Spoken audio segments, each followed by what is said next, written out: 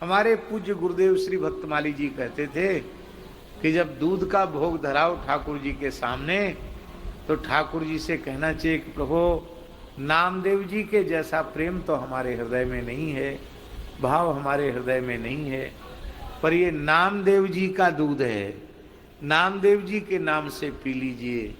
तो ठाकुर जी को नामदेव जी का स्मरण कराएंगे तो आपके दूध को भी पी लेंगे।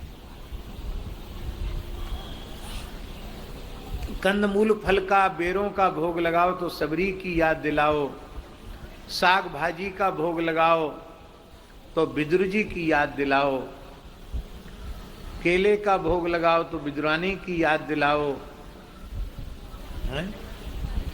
56 भोग धराओ तो गिरिराज जी की याद दिलाओ। प्रेमी भक्तों की मिथिला की जीवनार की याद दिलाओ। मिथिलानियों जैसा प्रेम तो हमारे में नहीं है, पर ये मिथिला की जीवनार है, ये गिरिराज जी की भोग सामग्री है, ये ब्रजवासियों के द्वारा दी गई भोग सामग्री है।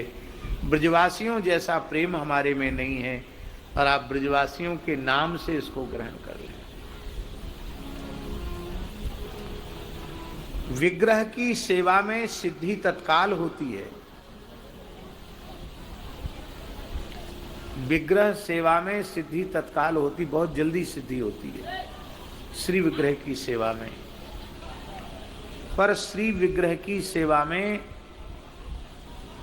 ये पाषाण की प्रतिमा है ऐसा भाव मन में रहता है, ये साक्षात भगवान है ऐसा भाव नहीं रहता। ऐसा भाव मन में रहेगा तो कोई न कोई अद्भुत लीला हो जाएगी।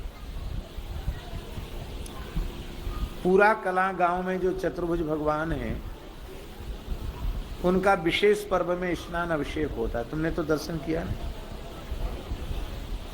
तुमने भी किया। स्वयं प्रकट चतुर्भुज भगवान है।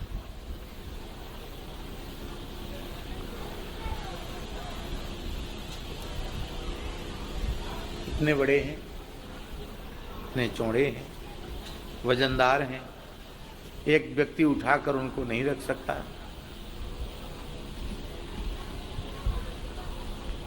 और गोसाई जी ऐसा होता है, आपके यहाँ भी होता होगा, कि पुजारी परिवार में सूतक आ गया तो आपके यहाँ कौन सेवा करता है? दूसरे गोसाई।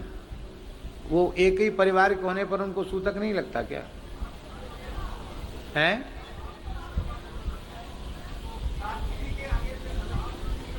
सात पीढ़ी के बाद नहीं लगता, ठीक। कहीं कहीं मंदिरों में ऐसा भी होता है कि पुजारी अपनी बहन के लड़कों से पूजा करा देते हैं, भांजों से। क्यों? उनका गोत्र बदल गया ना, तो उनका गोत्र उस पर मामा जी के भांजे हैं, इसलिए मातृकुल का तो है ही है वो, तो इसलिए मंदिर में प्रवेश करने का, जनेऊ पहना है तो मंदिर में प्रवेश करने का अधिकार है। तो एक बालक को जो उस परिवार का भांजा ही लगता था, उस बालक को कहा, कोई सूतक वगैरह आ गया था, बोले पूजा करो तुम, ऐसे ऐसे पूजा करना, और बहुत शालिग्राम जी की केवल सेवा कर लेना, आरती कर लेना, भोग लग जाएगा। अपरस की सेवा है वहाँ। तो बालक के मन में आया कि ठाकुर जी गर्मी का समय बिना नहाए रह जाएं, ठीक नहीं, तो सबसे पहले ठाकुर जी को क्यों न नहवाया जाए। तो ठाकुर जी से कहा, प्रभु आप कृपा करके स्नान के लिए आइए।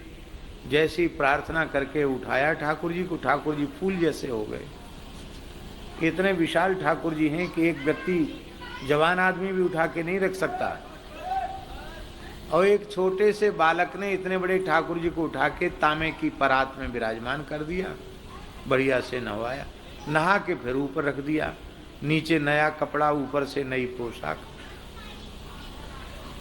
तो सूतक निवृत्ति के बाद पूछा गया कि ये कैसे हो गया? ठाकुर जी को स्नान कराया, तो उठा के कैसे रखा? बोले बस सहज आ गए, सहज ऊपर चले गए। अब यह भाव होता कि ये पत्थर हैं, वजनदार हैं, तो बिल्कुल नहीं उठते, टच से मस नहीं होते।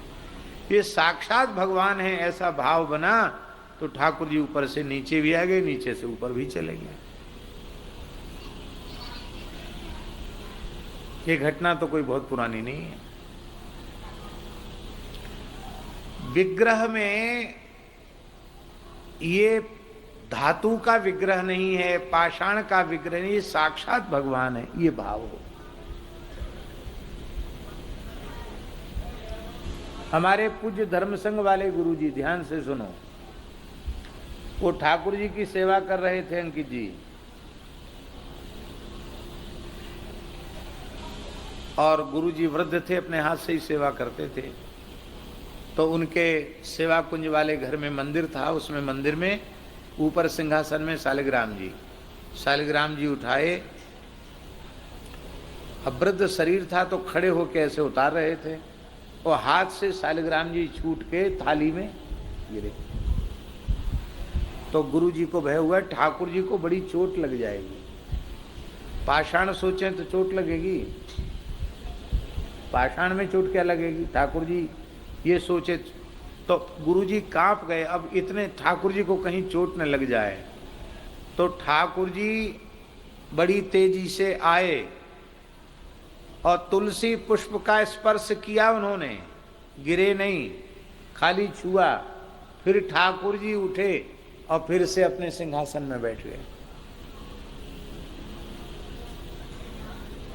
संभव है कि ठाकुर जी नीचे आके फिर अपने आप उठ के ऊपर से बैठ जाएं? संभव है? संभव है। कब संभव है? तब संभव है जब शालिग्राम में शिला बुद्धि न हो।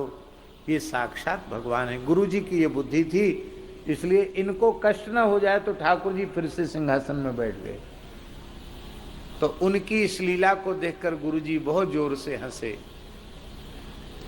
माता जी ने पूछा कि अरे आप पूजा में हंस क्यों रहे हैं?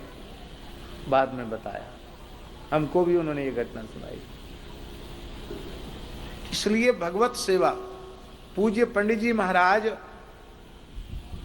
शालिग्राम जी को जब घी लगाते थे, गिरिराज जी को, तो इतना वात्सल्य भाव कि क्या कहें।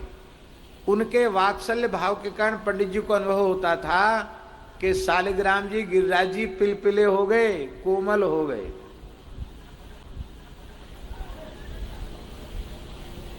चित्रकूट में एक भजन करने वाली सिद्ध माता जी थी, वो किसी के शालिग्राम जी को छू दें तो शालिग्राम जी एकदम गुलगुले वैसे हो जाते थे, पिलपिले से हो जाते थे। उनका इतना वात्सल्य भाव था, ठाकुर जी दबने लग जाते थे। वो घबरा जाते थे कि हमारी ठाकुर जी को क्या हो गया।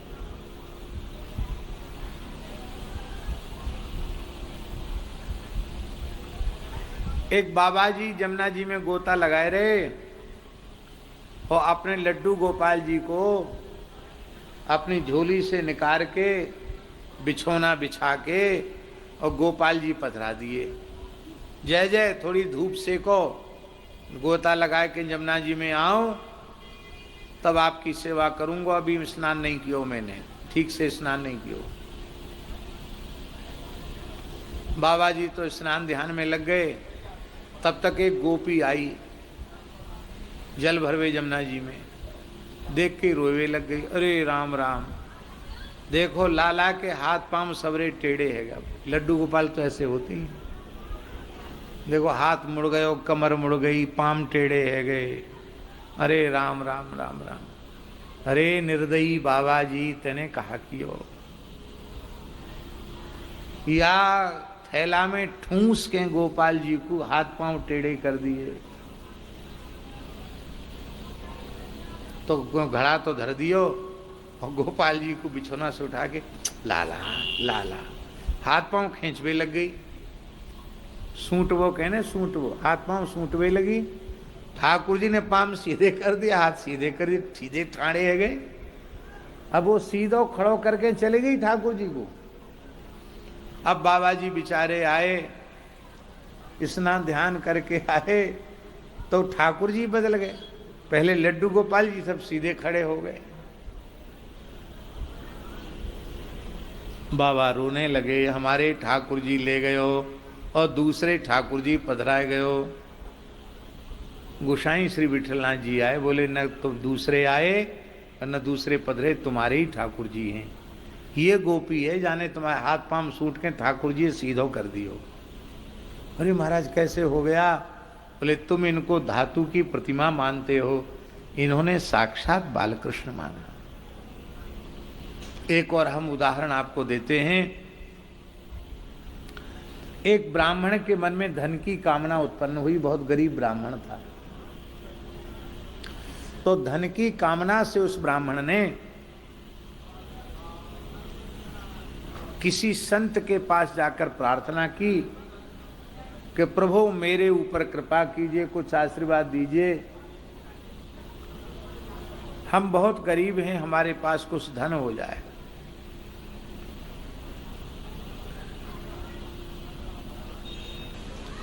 संत ने कह दिया, माया को सब जग भजे, माधव भजे न कोय, जो कदाचि माधव भजे तो माया चेरी होए। गोपाल जी की सेवा करो। अब विचारो ब्राह्मण प्रेम से रोज पंचामृत बनाए के गोपाल जी स्नान करावे, खूब सुंदर से सेवा पूजा करे। ठाकुर जी रीझ गए उस ब्राह्मण के भाव पर, और इतने रीझ गए कि उस ब्राह्मण का रहा सहा धन भी चला गया। क्योंकि ठाकुर जी खुद कह रहे हैं, यस्याह मनुग्रहणामि हरिष्ये तद्धनम सनई, जिस पर मैं ज्यादा कृपा करता हूं धीरे से उसका सब धन छीन लेता हूं। तो ज्यादा वाली कृपा कर दी गोपाल जी ने।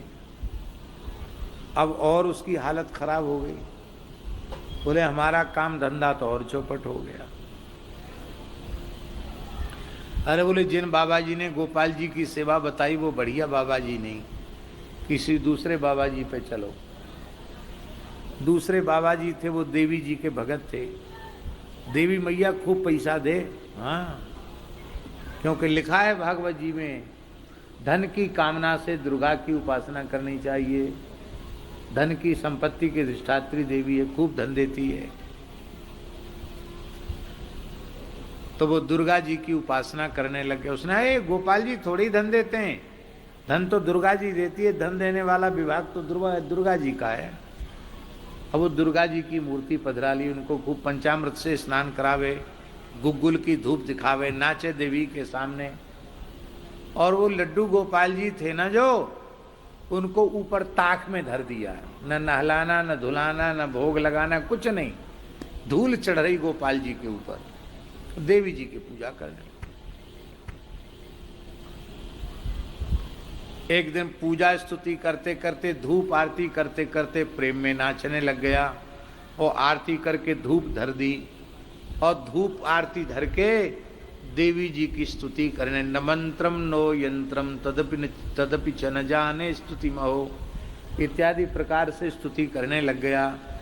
अब स्वाभाविक धुआं तो ऊपर की ओर उठता है, तो धुआं जो धूपदानी का उठ रहा था वो सीधे ताक में बैठे हुए गोपाल जी के पास जाने लगे। वहीं से खिड़की थी तो वहीं से धुआं बाहर निकलना था, तो गोपाल जी के पास धुआं जाने लग गया। ये नजर पड़ गई उस ब्राह्मण की। ब्राह्मण बड़ा नाराज हुआ, अरे वाह ये बढ़िया रे, धन देने में तो तुम्हारी नानी मर रही थी और हमारी देवी मैया को सबरो धुआं धूप सूंघे चले जा रहे हो, हैं? ऐसे नहीं सूंघने देंगे, मुफ्त में ही सूंघे चले जा रहे हो। तो वह ब्राह्मण ने कहा कि ओ गोसाई जी, रुई लेके गोपाल जी की नाक में ठूंस दी, बढ़िया ते पैक कर दी नाक। जैसी नाक में रुई ठूंसी, गोपाल जी बोल पड़े, मैं प्रसन्न हूं, वरदान मांग, बरम ब्रूही। ब्राह्मण ने कहा जय जय, इतने दिनान सेवा तक सेवा करी तब तो रीझे नहीं, आज नाक में रुई ठूंसने पर कैसे रीझ गए? बोले अब तक तब तक तुमने हमको पीतल की प्रतिमा माना, लेकिन आज तुम्हारे मन में आ गया कि मैं सूंघता हूं, बस इसी भाव पर मैंने रीझ कर प्रकट होकर के दर्शन दिया।